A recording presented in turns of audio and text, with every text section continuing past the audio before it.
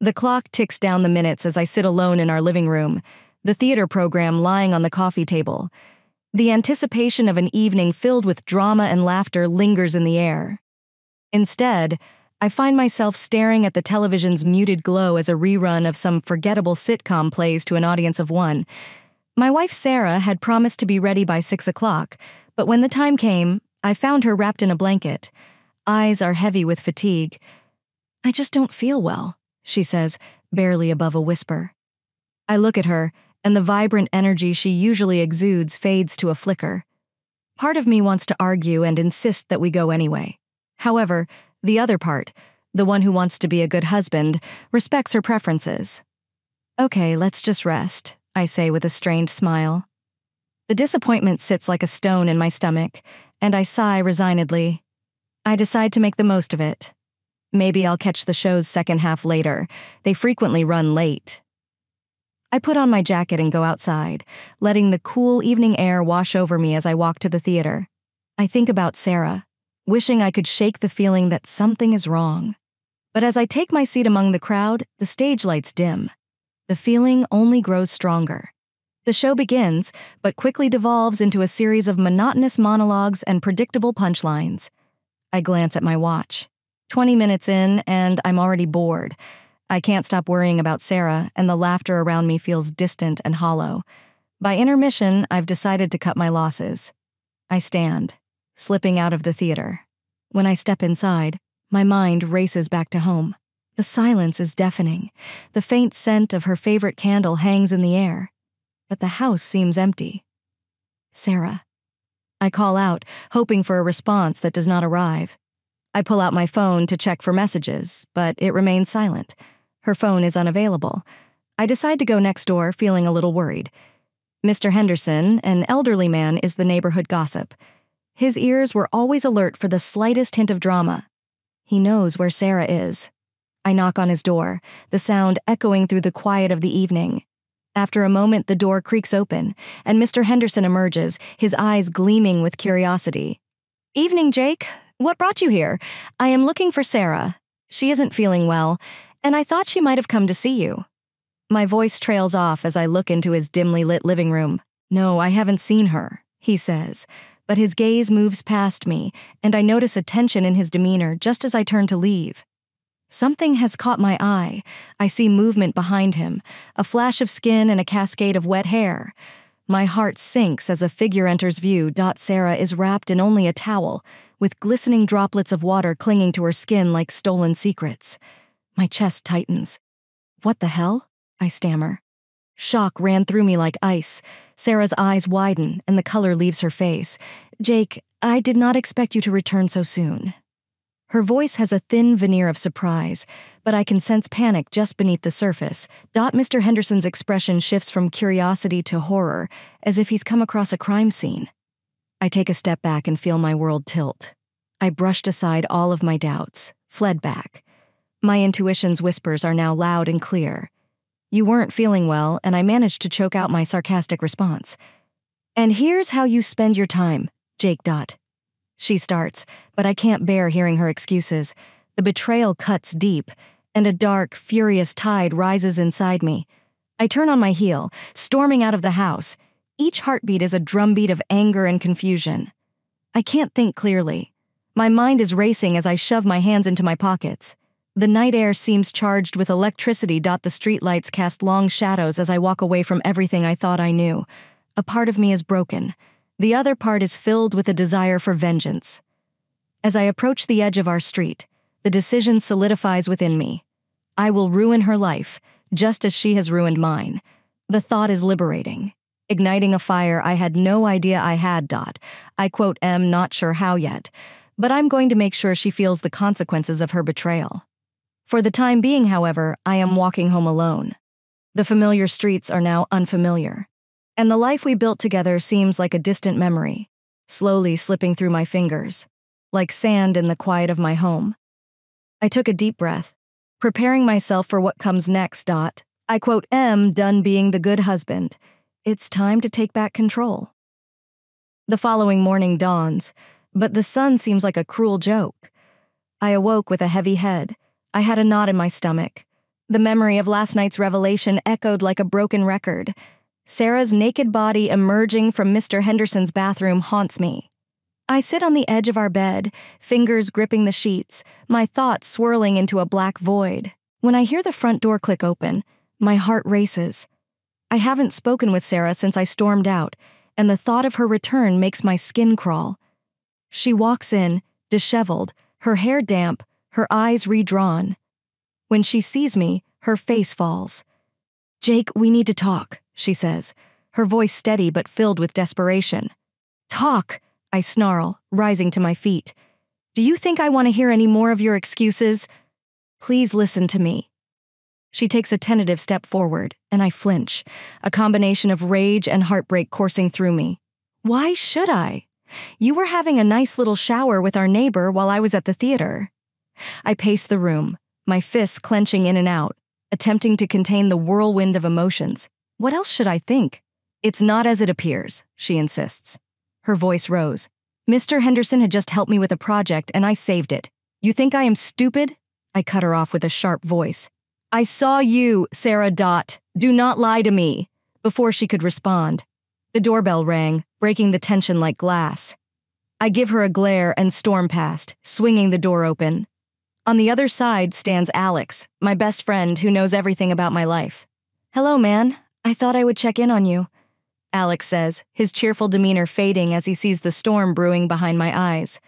"Is everything okay?" "Yeah." "Peachy," I mutter and move aside to let him in.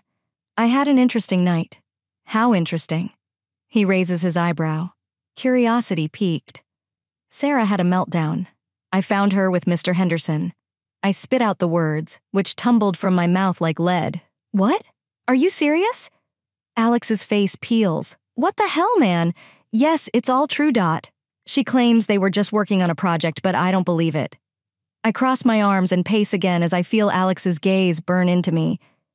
"That's not right, dude. Have you spoken to her?" He looks over at Sarah, who is standing quietly near the kitchen entrance, her eyes downcast. "Yeah, we talked. Not that it mattered," I said bitterly. She thinks I'll just forgive her. As if this isn't the worst betrayal I've ever experienced. Alex gives me a sympathetic look, and his expression softens. "You must confront this. You can't simply let it fester. Talk to her, get everything out. I'm not even sure if I want to," I respond, my voice full of frustration. "She's shattered everything we'd built. I understand that. However, walking away from this will not help you heal," he counters. "You deserve answers. You can't let her walk back in as if nothing happened." I look at Sarah, who is standing there with her face pale and drawn. She appears vulnerable, but that doesn't change the betrayal. I feel. "Do you think she deserves it?" "Alex?" I snap. "I'm not saying she deserves a free pass, but you owe it to yourself to hear her perspective," Alex insisted, crossing his arms. "You must face this together, no matter how unpleasant it is." I took a deep breath. The weight of the moment is pressing down on me. Fine. But I swear, if she tries to play the victim, I will not back down. Good. Let us hear what she has to say. Alex nods and leans against the wall. "Sarah?" I say that my tone accurately reflects what happened last night. She takes a shaky breath, her eyes glistening with unshed tears. "Jake. I did not intend for any of this to happen. I was overwhelmed at work and needed someone to talk to. Mr. Henderson was right there. Right there." "Do you think that makes things any better?" I shoot back. Anger is bubbling over. I know it appears bad, but I swear nothing happened. I was stressed and wanted to vent. Her voice trembles, and I notice the cracks in her facade. "Do you really expect me to believe you were in his house taking a shower?" I can't help but raise my voice, my frustration boiling over. "Jake, please," she begs, stepping closer. "I made a mistake, but it was not what you expected. I promise." "Stop promising. That means nothing now," I growl, feeling the walls close in. "Let us take a step back," Alex interjects, attempting to defuse the situation. "Jake, listen to Sarah. What do you want?" "I want my husband back," she responds, her voice breaking. "I want us to work this out. I love you, Jake." The words linger in the air, heavy and suffocating. My heart aches with her admission, but I also feel the bitter sting of betrayal. Can love truly heal this? I can't simply forget what I saw. I speak in my own voice. Keep it steady now. Sarah, trust has been broken. It is not that simple. We can rebuild it. I'll do anything, she promises. Desperation seeped into her voice. I need you to believe me, I quote, I'm not sure if I can. I admit the pain in my words. Just then, the door swings open again and Mrs. Henderson, Mr. Henderson's wife, walks in carrying a plate of cookies. Her presence immediately alters the atmosphere. I thought I heard voices. How is everybody doing? I exchange looks with Sarah, the tension palpable. I feel a sense of urgency in the air, as if I need to figure things out before more people are dragged into this mess. I respond with a forced smile that does not reach my eyes. Is everything all right, dear? Mrs. Henderson inquires, looking at us with concern. Yes, everything is fine, Sarah adds. Her tone was too bright. But I know this is a lie. The weight of our conversation hangs over us like a storm cloud, and I can't shake the feeling that this is just the start. As Mrs. Henderson talks about her garden, I sense the anger simmering beneath the surface, and my resolve hardens. I refuse to let this go unanswered. The taste of revenge lingers on my tongue, and as Sarah meets my gaze, I realize I have a decision to make. It's not just about healing. It's about reclaiming what's mine and making sure she understands the consequences of her actions. I take a deep breath, braced for the inevitable confrontation, aware that this is only the beginning of a dark journey. The intrigue of betrayal twists in my gut, and I know the storm within me is far from over. Days blend together in a haze of tension and unspoken words. Sarah and I coexist as strangers in our own home, the air heavy with unresolved emotions. Our living room's once warm glow now feels cold and uninviting. I try to focus on my work, but nagging thoughts about Sarah and Mr. Henderson keep invading my mind like unwanted guests. It's Friday evening and the world outside appears to move on without us as I sit down on the couch. While flipping through the channels, I hear a soft knock on the door. Alex returns, his familiar presence providing a welcome distraction. Hey, man, he says, entering and taking a seat across from me. How is it going? Like a train wreck. I reply by leaning back and rubbing my temples. It's a constant reminder of what I've lost. Have you spoken to Sarah about everything? He studies me, looking for signs of progress. Not really. It's as if we're playing house, pretending everything is fine while the elephant in the room is about to trample on us. I express my frustration. Perhaps you should take a different approach, he suggests, leaning forward. Encourage her to open up more. There has to be more to this story, yeah? Like what? How? She was nearly naked at another man's house.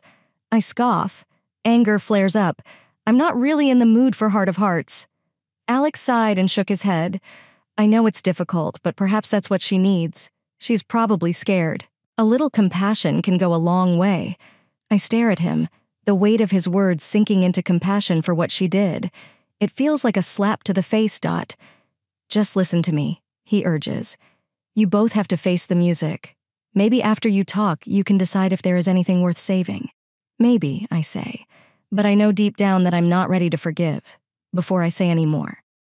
The door swings open again, this time with a surge of energy. It's Sarah, her face flushed, and she pulled her hair back into a ponytail. Hello, guys. I thought we could have a little game night. She makes an announcement, hoping to lighten the mood. Game night.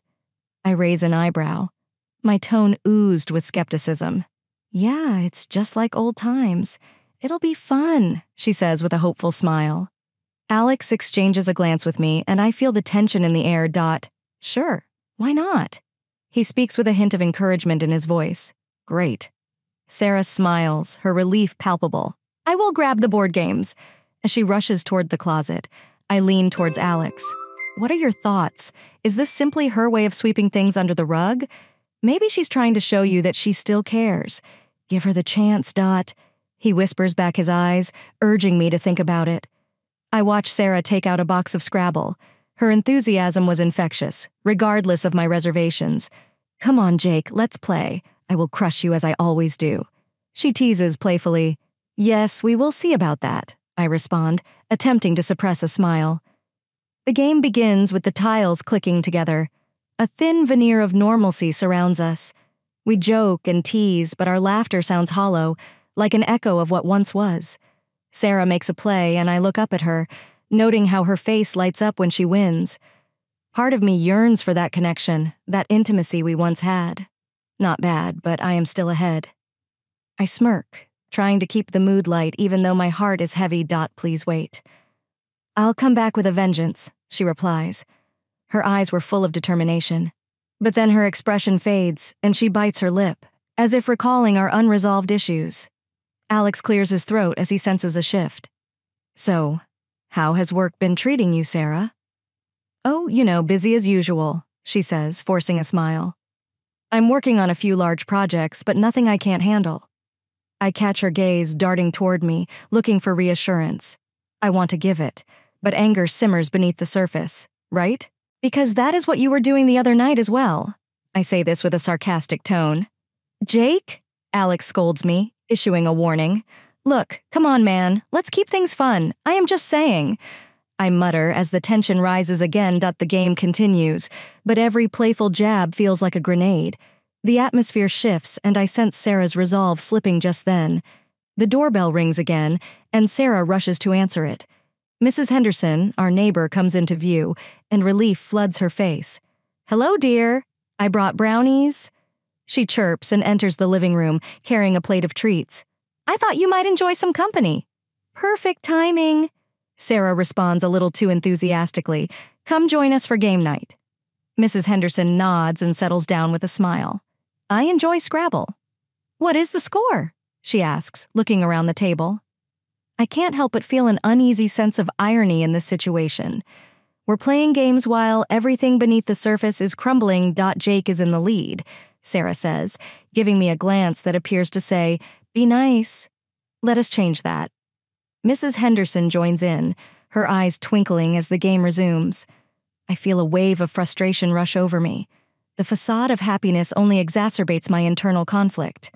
I catch Sarah's gaze, and for a brief moment, I see the girl I fell in love with. The one who used to fill the room with laughter rather than secrets.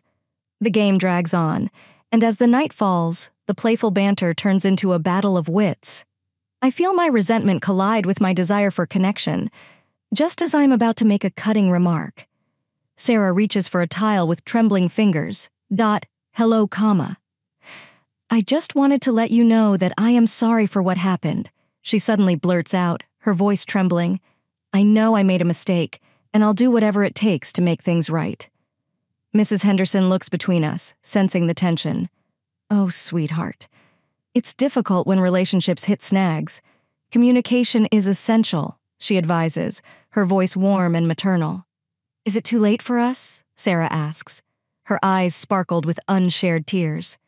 Maybe, I say, my voice barely rising above a whisper. Sarah, you must earn back my trust. Then I will fight for it, she insisted. Her eyes were filled with a fierce determination. You're my husband, and I want to show that I can be better. Prove it, I respond. My voice is hardening, but I'm not sure I can just jump back in like nothing happened. Sarah nods. Her expression was painful but determined. I understand. Please don't give up on us yet. Mrs. Henderson interrupts and offers a slice of brownie to brighten the mood. Here, try this. It might help with the heavy hearts. I take a piece, but feel the weight of the moment as laughter erupts all around us. I understand that this is only a temporary reprieve. The storm within me is far from over, and the mystery of Sarah's betrayal casts a shadow over our game night. The clock ticks into the late hours. I realize that the real battle has just begun. The stakes are high, and I'm unwilling to let go of the rage that drives my desire for vengeance. The stage is set for a confrontation that could change everything, and I can't shake the feeling that the truth is still hidden, waiting to be uncovered. The days pass like water through my fingers, each more torturous than the last. Sarah and I continue our ruse, navigating a minefield of unresolved conflict, lies, and unspoken truths. Mrs. Henderson's game night only temporarily covered up the cracks. Behind the facade of normalcy, our relationship feels precarious. I find myself becoming increasingly agitated, with anger simmering just beneath the surface. Every time I look at Sarah, I am reminded of the betrayal that destroyed our life together. The more we try to pretend everything is fine, the more we feel like actors in a bad play. One evening I am at work, drowning in spreadsheets and emails, when Alex calls Jake, I have something for you. He speaks in a low, serious tone. What is it? I inquire, my heart racing. I spoke with Mrs. Henderson, he says with a hint of urgency in his tone. I think you should come home. There is something you should know. I hang up, dread filling my stomach. I rush home, my mind racing with possibilities. What does Mrs. Henderson have to say that is so urgent? I burst through the door and found Sarah sitting at the kitchen table. Her face is drawn.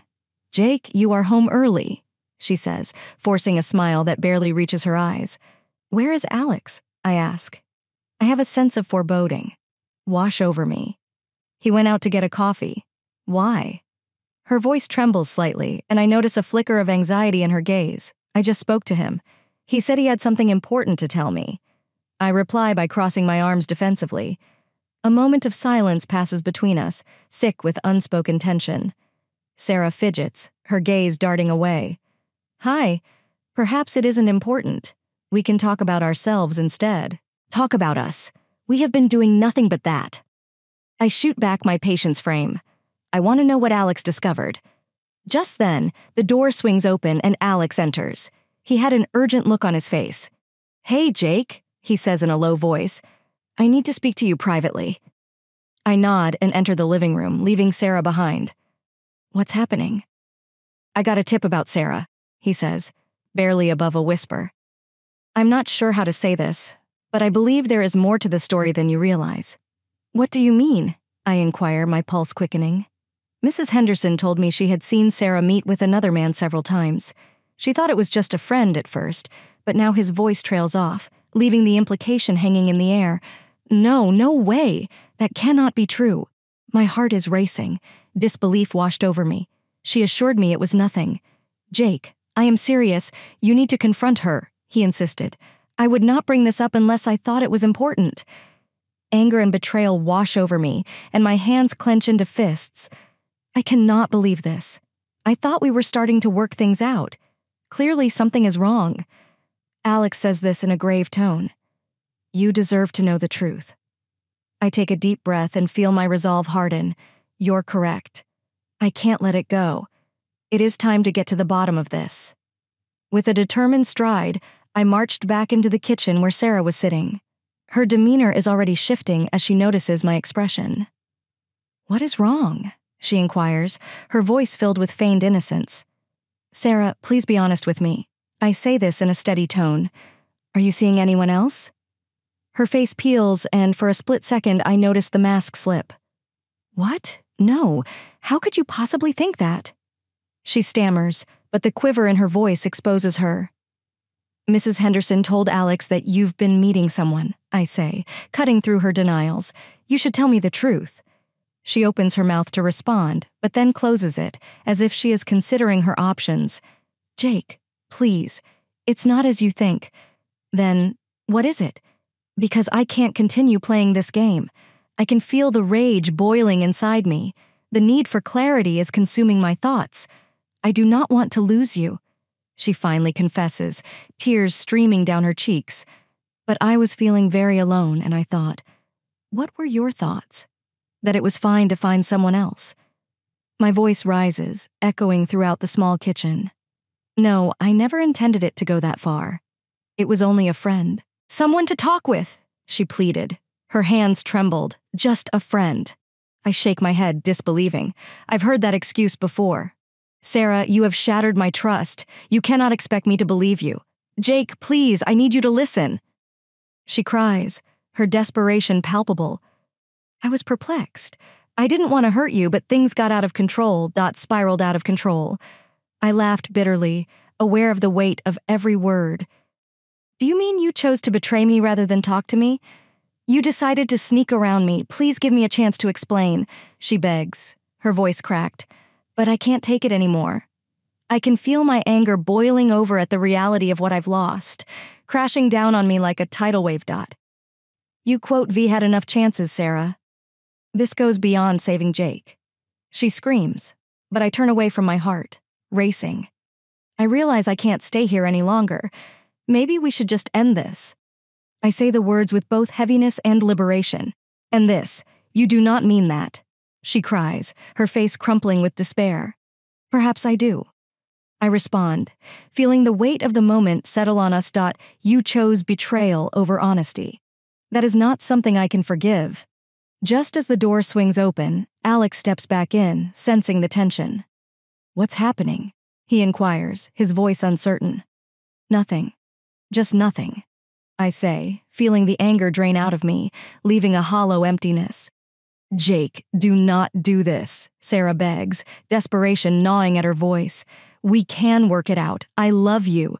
Love isn't supposed to feel this way. I retort by shaking my head. I cannot live with the constant fear of betrayal. With that, I walk out the door, leaving behind the shattered pieces of what was once a beautiful life.